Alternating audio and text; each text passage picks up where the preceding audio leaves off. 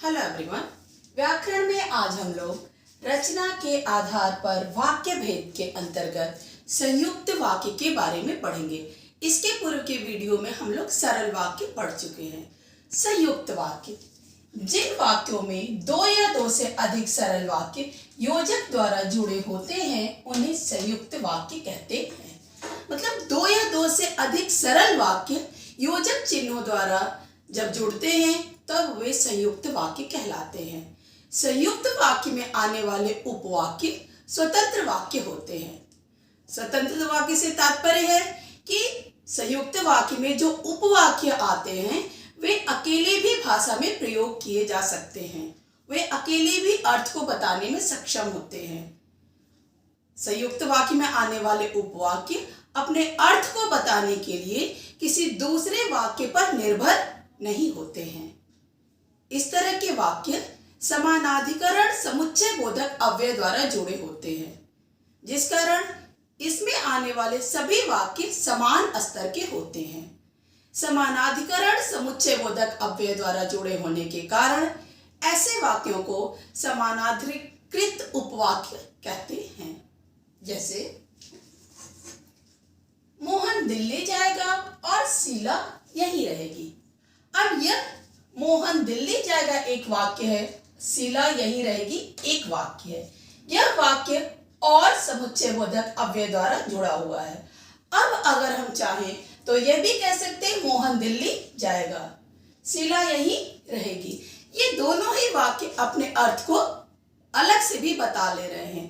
कोई भी वाक्य ऐसा नहीं है कि अपने अर्थ को बताने के लिए दूसरे के ऊपर निर्भर है। और कभी कभी ऐसा भी होता है कि जो समुच्चय बोधक होते हैं संयुक्त वाक्य में उनका लोप हो जाता है। जब हम लोग वाक्य लिखते हैं तो समुच्चय बोधक अव्यय का स्थान जो है वो कॉमा ले लेता है। कैसे? क्या सोचा था, क्या हो गया।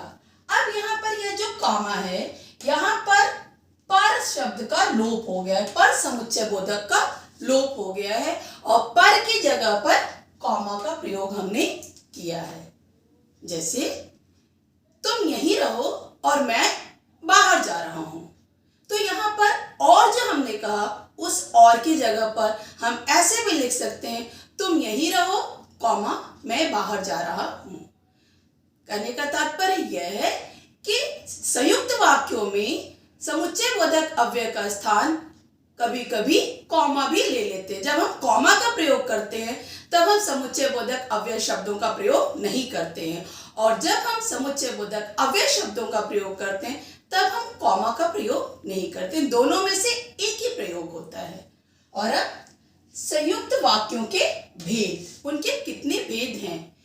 तो संयुक्त वाक्यों में जो उपवाक्य आते हैं वे किस आधार पर वाक्यों को जोड़ते हैं, उसी आधार पर संयुक्त वाक्यों के भेद किए जाते हैं।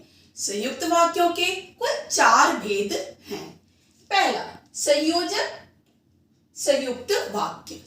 संयोजक संयुक्त वाक्य में आने वाले उपवाक्य जब दो कार्य व्यापारों या दो स्थितियों को जोड़ने का काम करते हैं उन्हें संयोजक संयुक्त वाक्य कहते हैं। इस तरह के वाक्य और, एवं, व, तथा समुच्चय बोधक अव्यय से जुड़ते हैं। जैसे आपके लिए पूड़ी बना है एवं मेरे लिए चावल। रात बीत गई तथा सुबह हो गई। मेरा बेटा दिल्ली जाएगा और मेरी बेटी पंजाब, आदि। दूसरा, विभाजन। नाम से ही स्पष्ट हो रहा है कि इसमें विभाजन किया जाता है। जब संयुक्त वाक्य में आने वाले उपवाक्य दो कार्य व्यापारों या दो स्थितियों के मध्य विभाजन का काम करते हैं, कोई विकल्प देते हैं या फिर एक को स्वीकार किया जाता है और दूसरे को अस्वीकार किया जाता है, ऐसे वाक्यों को विभाजक संयुक्त वाक्य कहते हैं। इस तरह के वाक्य या, अथवा, या, न, कि, नहीं तो समुच्चय बोधक वाक्य द्वारा जुड़े रहते हैं। जैसे या तुम आओ या अपनी बहन को भेज दो, न ईशान आया न मोहन को ही भेजा, आदि। और तीसरा, तीसरा, विरोध दर्शक या विरोधवाची संयुक्त वाक्य। यह भी नाम से स्पष्ट हो रहा है कि इसमें विरोध दिखाया जाता है। जब संयुक्त वाक्य में आने वाले उपवाक्य दो कार्य व्यापारों या दो स्थितियों के मध्य विरोध को दर्शाते हैं, उसे विरोध दर्शक या विरोधवाची संयुक्त वाक्य कहते हैं। इस तरह के वाक्य मगर, पर, लेकिन, किंतु, परंतु आदि समुच्चय बोधक अव्यय द्वारा जुड़े होते हैं। जैसे सोनम गरीब है पर ईमानदार है। वह उठा लेकिन लोगों ने बैठा दिया। मैं तुम्हारे घर आती परंतु मेरी तबीयत ठीक नहीं थी, आदि। और चौथा और अंतिम है परिणामवाची परिणामवाची संयुक्त वाक्य। जब संयुक्त वाक्य में आने वाले दो या दो से अधिक उपवाक्यों में एक वाक्य कार्य का और दूसरा वाक्य परिणाम का बोध कराता है, ऐसे वाक्यों को परिणामवाची संयुक्त वाक्य कहते हैं।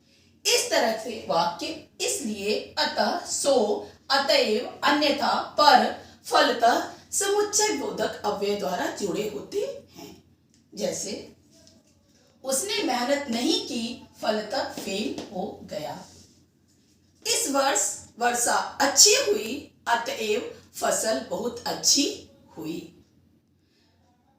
उसने बहुत कड़ी मेहनत की, अतः वह कक्षा में प्रथम आया, आदि। हमारा यह वीडियो यहाँ पर पूरा हुआ। अगला टॉपिक अगले वीडियो में। धन्यवाद। आपका दिन मंगलमय हो।